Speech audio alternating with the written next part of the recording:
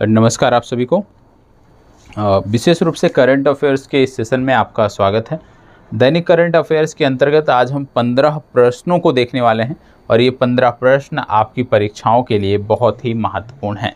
तो चलिए एक एक करके चीज़ों की शुरुआत करते हैं, प्रश्नों को देखने का प्रयास करते हैं।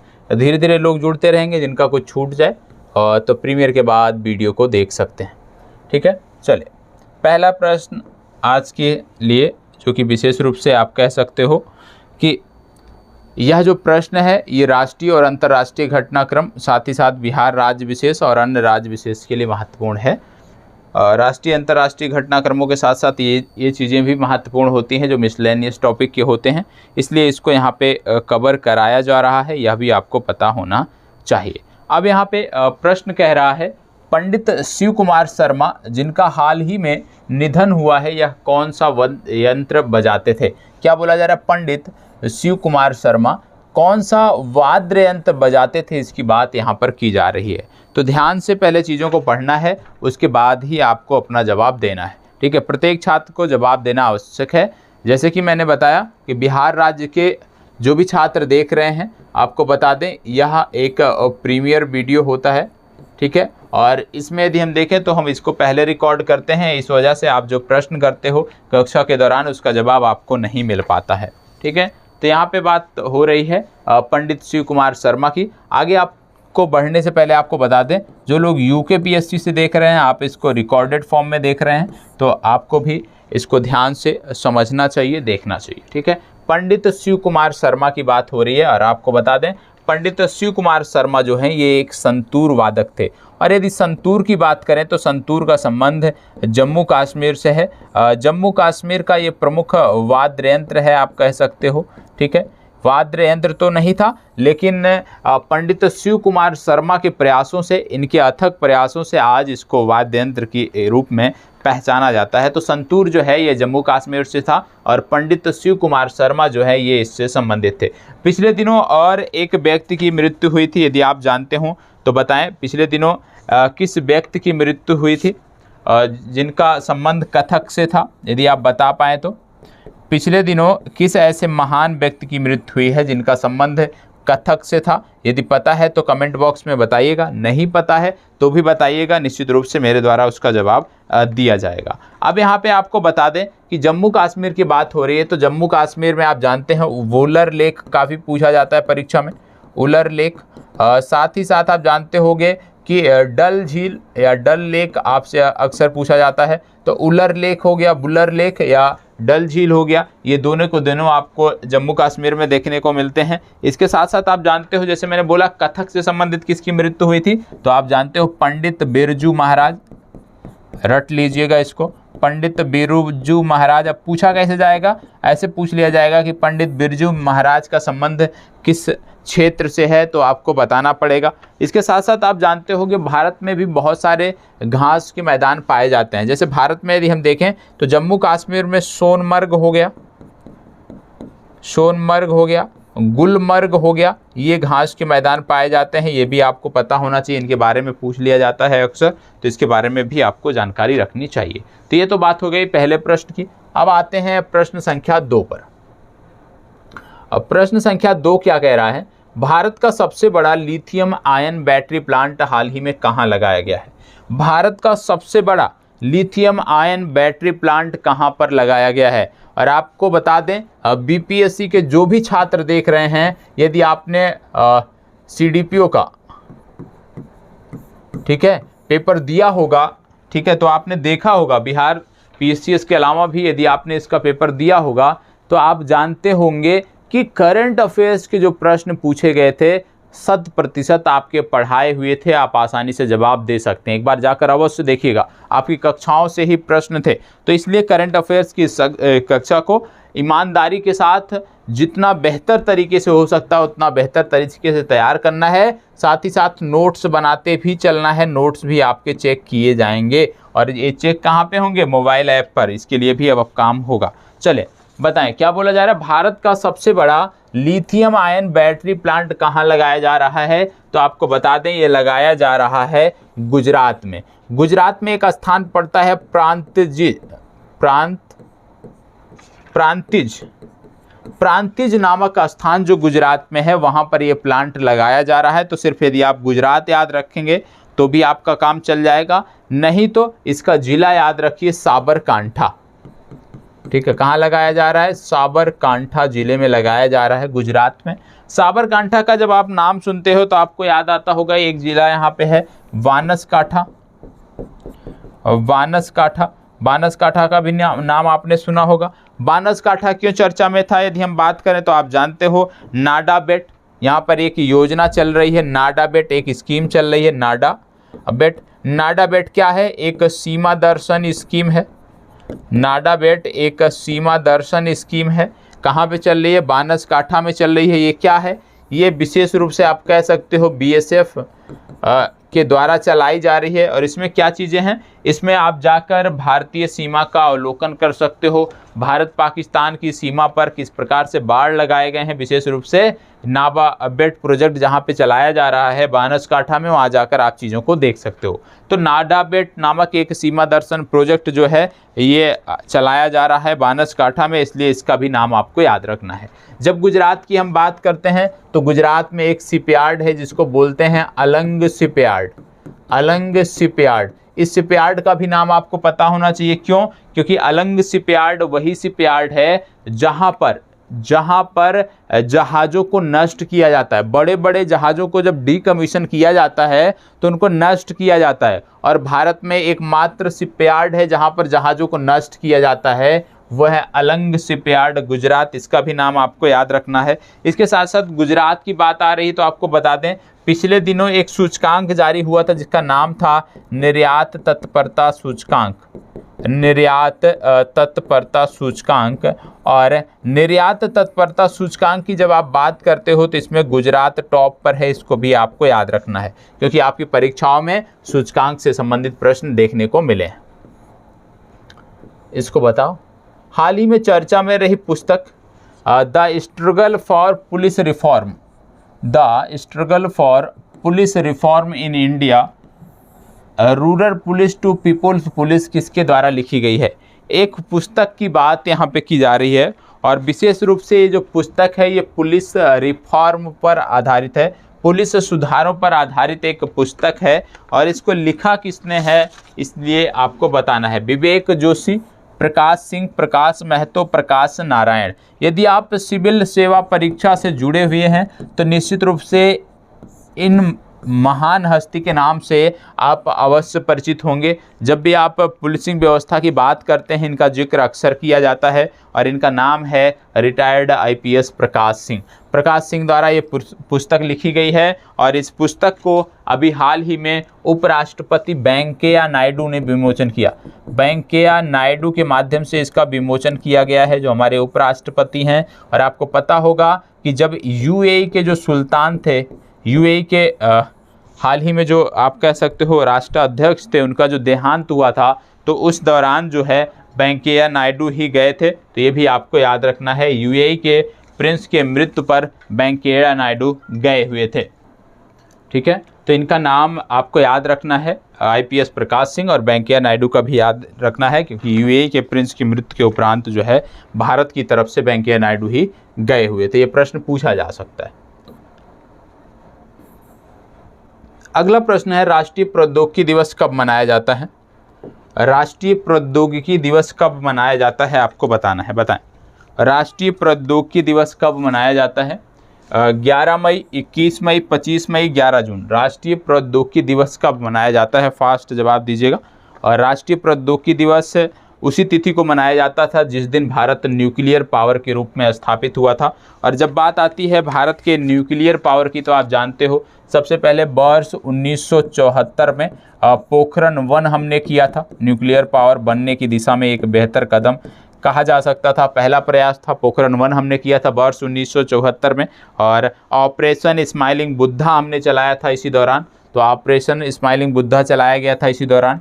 फिर क्योंकि ये हम सफल नहीं हो पाए थे इस दौरान, तो हमने फिर पोखरण 2 किया। और जब हमने पोखरण 2 किया तो पोखरण 2 जो हुआ इसमें अटल बिहारी वाजपेयी और एपीजे अब्दुल कलाम प्रमुख रूप से थे। तो एपीजे अब्दुल कलाम के नेतृत्व में जब हमने पोखरण 2 किया और उस समय हम उभर कर आए एक नाभिकीय शक्ति के रूप में, परमाणु शक्ति के रूप में, ये आपको पता होना चाहिए। यहाँ अटल की बात हो रही है, अटल बिहारी वाजपेयी की, तो आप जानते हो सुशासन दिवस हम मनाते हैं भारत में, गुड गवर्नेंस दिवस, गुड गवर्नेंस डे मनाते हैं, सुशासन दिवस, तो इन्हीं के जयंती के अवसर पर हम मनाते हैं, यह भी आपको पता होना चाहिए। 25 दिसंबर के अवसर पर हम गुड गवर्नेंस डे मनाते हैं, यह भी जानकारी आपको होनी चाहिए। तो इसका उत्तर है 11 मई, ए विकल्प इस प्रश्न का सही उत्तर है। ऑपरेशन स्माइलिंग बुद्धा अवश्य याद रखिएगा, पूछा जाता है। इसको बताइए। हाल ही में एंटी पायरेसी अभियान के लिए अफ्रीका के देश जिबूती में भारत का कौन सा नौसैनिक जहाज भेजा गया? एंटी पायरेसी अभियान के लिए जिबूती में कौन सा जहाज भेजा गया, ये आपको बताना है। यहाँ पे बात हो रही है जिबूती। आपने एक शब्द पढ़ा होगा भूगोल में, हॉर्न ऑफ अफ्रीका, निश्चित रूप से पढ़ा होगा, हॉर्न ऑफ अफ्रीका। और हॉर्न ऑफ अफ्रीका के अंतर्गत आने वाला एक देश है जिबूती। और यदि हॉर्न ऑफ अफ्रीका की बात करें तो इसमें सबसे पहले आता है सोमालिया, जो इसमें देश आते हैं, सोमालिया हो गया, यहाँ पे हो गया इथियोपिया हो गया, इसके बाद इरिट्रिया हो गया और जिबूती हो गया। ये देश आपके रटे होने चाहिए, ठीक है, पूछे जाते हैं। इनका क्रम भी कई बार पूछ लिया जाता है, उत्तर से दक्षिण, तो क्रम भी आपको पता होना चाहिए। जिबूती, इरिट्रिया, इथियोपिया, सोमालिया, ये 4 देश हैं। इनका उत्तर से दक्षिण क्रम क्या होगा, ये आप कमेंट बॉक्स में बताओगे। आपका होमवर्क है कि इन देशों का, हॉर्न ऑफ अफ्रीका के देशों का उत्तर से दक्षिण का क्रम क्या होगा। तो ये दोनों आपको याद रखना है। और इस रीजन की बात जब हो रही है, हॉर्न ऑफ अफ्रीका की, तो यहाँ पे एक जल संधि है जो आपको पता होना चाहिए। और विशेष रूप से इस रीजन में देखोगे तो 2 प्रमुख जल संधियाँ हैं, एक है बाब अल मंडेव, एक जल संधि है बाब अल मंडेव और दूसरी जल संधि है होर्मुज।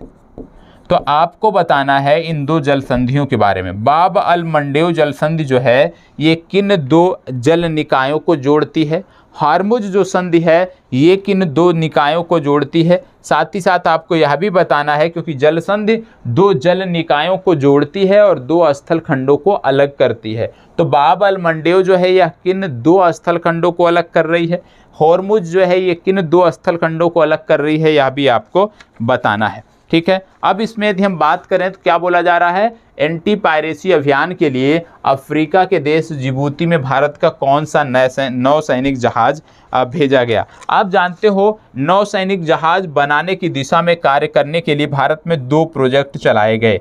एक प्रोजेक्ट नाम था प्रोजेक्ट 15A और एक दूसरा है जिसका नाम है प्रोजेक्ट 15B।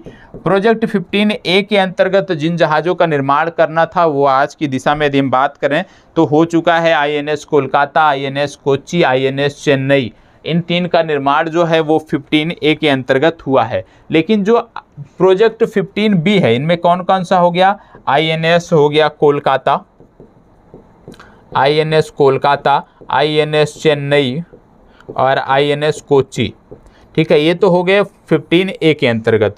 15B के अंतर्गत यदि हम बात करें तो प्रोजेक्ट 15B के अंतर्गत विशेष रूप से मिसाइल विध्वंसक पोत तैयार किए जा रहे हैं। क्या तैयार किए जा रहे हैं, मिसाइल विध्वंसक पोत तैयार किए जा रहे हैं। और ये जो पोत तैयार किए जा रहे हैं कहाँ पे बन रहे हैं, तो मझगांव शिपयार्ड लिमिटेड है जहां पर बन रहे हैं, यह भी आपको पता होना चाहिए। और प्रोजेक्ट 15B की जब बात करते हो तो प्रोजेक्ट 15B के अंतर्गत 4 इस प्रकार से मिसाइल विध्वंसक पोतों का निर्माण करना है, जिनमें आपका आता है INS Visakhapatnam, INS Mormugao, INS Imphal और INS सूरत, जिनमें से INS विशाखापट्टनम का हाल ही में जलावतरण किया गया। इस संदर्भ में मैंने आपको यहाँ पे जानकारी दी है, तो याद रखिएगा INS विशाखापट्टनम जो है ये प्रोजेक्ट 15B का हिस्सा है, जिसमें मिसाइल विध्वंसक पोत तैयार किए जा रहे हैं। और ये पोत तैयार कौन कर रहा है, मझगांव शिपयार्ड लिमिटेड तैयार कर रहा है, ठीक है। आगे बढ़ते हैं।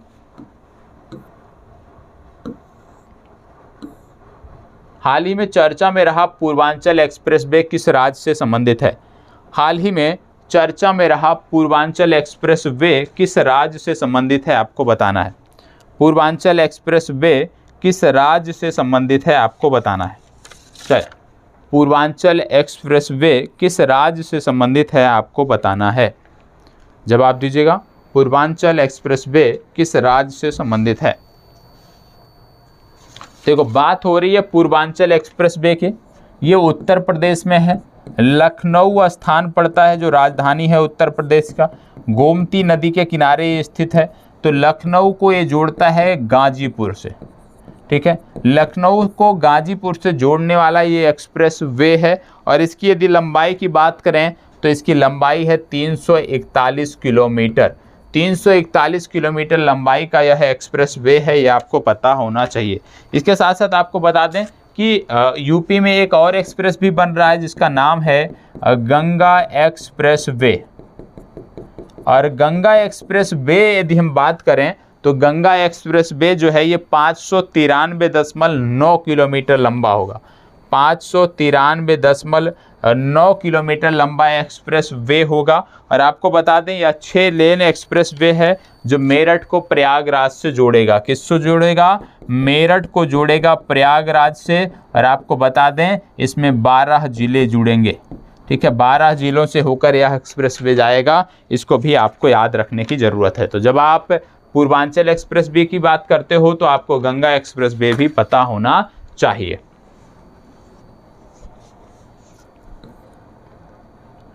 चलिए, इसको बताइए, जलवायु परिवर्तन प्रदर्शन सूचकांक 2022 में भारत की रैंक क्या रही।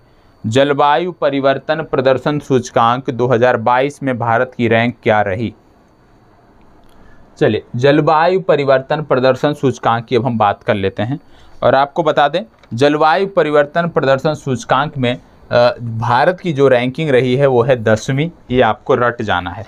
देखो, इस तरह के सूचकांक आपकी परीक्षा में बहुत ही महत्वपूर्ण होते हैं, इनको आपको रट जाना है।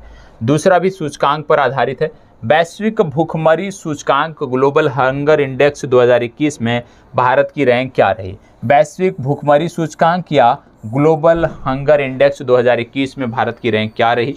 101वीं, 116वीं, 115वीं, 103, बताएं इनमें से क्या रही इसकी रैंकिंग, ये आपको बताना है। चले, फास्ट जवाब दीजिएगा, इनमें से इसकी रैंकिंग क्या रही। देखो, यहाँ पे बात हो रही है ग्लोबल हंगर इंडेक्स की, तो आपको बता दें भारत की रैंक रही थी 101, ठीक है। चले, इसको बताइएगा, निम्नलिखित में से विश्व का नवीनतम गणराज्य कौन सा है। निम्नलिखित में से विश्व का नवीनतम गणराज्य कौन सा है।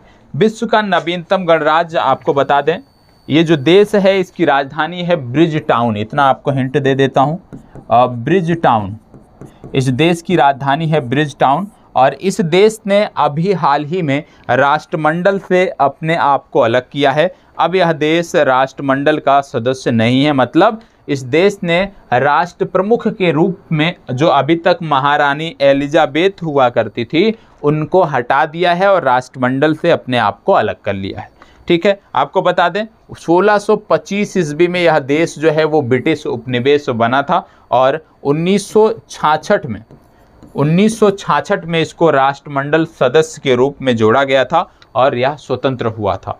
1625 से लेकर 1966 तक यहाँ भी अंग्रेजों ने राज किया था और बाद में स्वतंत्रता देकर राष्ट्रमंडल से जोड़ लिया। तो बताएं इनमें से कौन सा देश है जो विश्व का नवीनतम गणराज्य है, जिसकी राजधानी है ब्रिज टाउन, ठीक है, जिसने अपने राष्ट्र प्रमुख के पद से महारानी एलिजाबेथ को हटा दिया है, बताओ। और यहाँ पे आपको बता दें सैंड्रा मेसन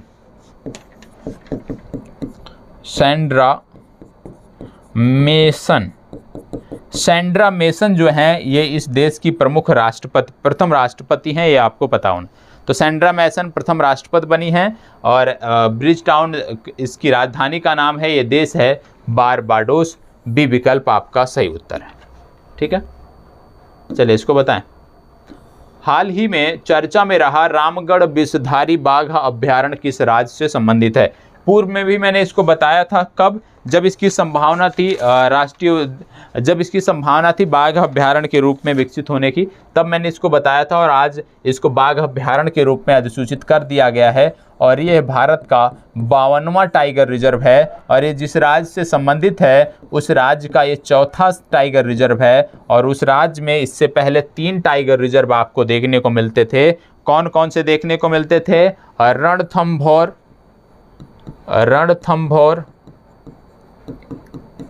सरिस्का और मुकुंदरा हिल्स। ठीक है, ये 3 टाइगर रिजर्व पहले भी इस राज्य में थे, रणथंभौर, सरिस्का, मुकुंदरा हिल्स, और चौथा बन गया है रामगढ़ विषधारी। तो ये राज्य जो है ये है राजस्थान। यहाँ पे डी विकल्प आपका सही उत्तर होगा। तो यहाँ से प्रश्न पूछे जाते हैं और इसी तरह के राष्ट्रीय उद्यान आते हैं जो चर्चा में रहते हैं। चलिए इसको बता, हाल ही में रविंद्रनाथ टैगोर की जयंती कब मनाई गई? रविंद्रनाथ टैगोर की जयंती अभी हाल ही में कब मनाई गई आपको बताना है। चलिए बताएं, रविंद्रनाथ टैगोर की जयंती हाल ही में कब मनाई गई? फास्ट जवाब दीजिएगा। रविंद्रनाथ टैगोर की जयंती हाल ही में कब मनाई गई? रविंद्रनाथ टैगोर के बारे में तो सब जानते होंगे, इनकी जयंती अभी 9 मई को मनाई गई थी। चलो इसको बताएं, हाल ही में किस राज्य में टमाटर फ्लू नामक वायरस का पता चला है? टमाटर फ्लू नामक वायरस जो है ये किस राज्य में कहर ढा रहा है आपको बताना है। और आपको बता दें इस राज्य में बहुत सारे नेशनल पार्क आपको देखने को मिलते हैं जो आपकी परीक्षा के लिए महत्वपूर्ण होते हैं, जैसे एराविकुलम नेशनल पार्क, जैसे साइलेंट वैली नेशनल पार्क, जैसे मणिकेतन शोला नेशनल पार्क, जैसे पंपुदम शोला नेशनल पार्क, जैसे अनामुडी शोला नेशनल पार्क। तो याद रखना है Anamudi Shola national park, Mathikettan Shola national park, Pampadum Shola national park, silent valley national park और एराविकुलम नेशनल पार्क। और ये सारे के सारे राष्ट्रीय उद्यान आपको देखने को मिलते हैं केरल में। तो ये कहाँ पे है? टमाटर फ्लू का संबंध कहाँ से हो गया? इसका संबंध हो गया केरल से। ठीक है, चलिए इसको बताएं, हाल ही में किस देश के छात्रों ने नासा रोवर चैलेंज जीता है? नासा रोवर चैलेंज किस देश के छात्रों ने जीता है? आपको बता दें कि ये जो चैलेंज था ये जीता था भारत के छात्रों ने। 2 छात्र हैं, पहला छात्र है जो तमिलनाडु से संबंधित है, दूसरा छात्र है जो पंजाब से संबंधित है। तो ये नहीं पूछा जाएगा, आपको सिर्फ इतना याद रखना है कि नासा रोवर चैलेंज जो है वो भारत के छात्रों ने जीता है। यहाँ पे बात हो रही है नासा की, तो आप जानते होंगे नासा का full form national aeronautics space administration, America की अंतरिक्ष एजेंसी है, ये आपको पता होना चाहिए। और बहुत सारे हमारे मिशन भी इसके सहयोग से आगे भविष्य में होने हैं, तो नासा के बारे में आपको जानकारी होनी चाहिए। ठीक है, चलिए हाल ही में चर्चा में रहा बिश्नोई आंदोलन किस क्षेत्र से संबंधित है? बिश्नोई आंदोलन किस क्षेत्र से संबंधित है? आपको बता दें इस समुदाय के संस्थापक माने जाते हैं जामभोजी। कौन माने जाते हैं? जामभोजी जो है इस समुदाय के संस्थापक माने जाते हैं।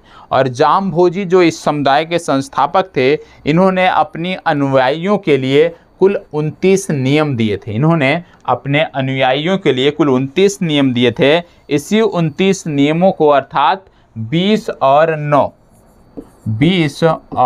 9 और यहीं से नाम पड़ गया बिश्नोई। तो ये जो बिश्नोई नाम है इसी 29 सिद्धांतों से आया है, जिसको बोलते हैं 20 और 9 मतलब बिश्नोई। तो इनका जो नाम है वो यहीं से आया है, इस संप्रदाय का नाम। और आपको बता दें 1730 ईस्वी का ये आंदोलन है। और 1730 ईस्वी में क्या था, जो यहाँ के स्थानीय राजा थे, राजा अभय सिंह जो कि जोधपुर के राजा थे, इनके द्वारा लकड़ी काटने के लिए, महल को बनवाने के लिए लकड़ी काटनी थी और इसके लिए जंगल में अपने सैनिकों को भेजा था। लेकिन वहाँ के लोग जो बिश्नोई संप्रदाय के लोग थे, क्योंकि ये पर्यावरण के रक्षक कहे जाते हैं, पर्यावरण की से जुड़े हुए इनके सिद्धांत होते थे, पर्यावरण रक्षा वन्यजीव रक्षा से जुड़े हुए इनके सिद्धांत होते थे, और इन्होंने इनका खुलकर विरोध किया था, महिलाओं ने विरोध किया था, जिसके कारण ये आंदोलन चर्चा में आया था। तो ये जो आंदोलन है बिश्नोई आंदोलन विशेष रूप से पर्यावरण का एक आंदोलन है, ये आपको पता होना चाहिए।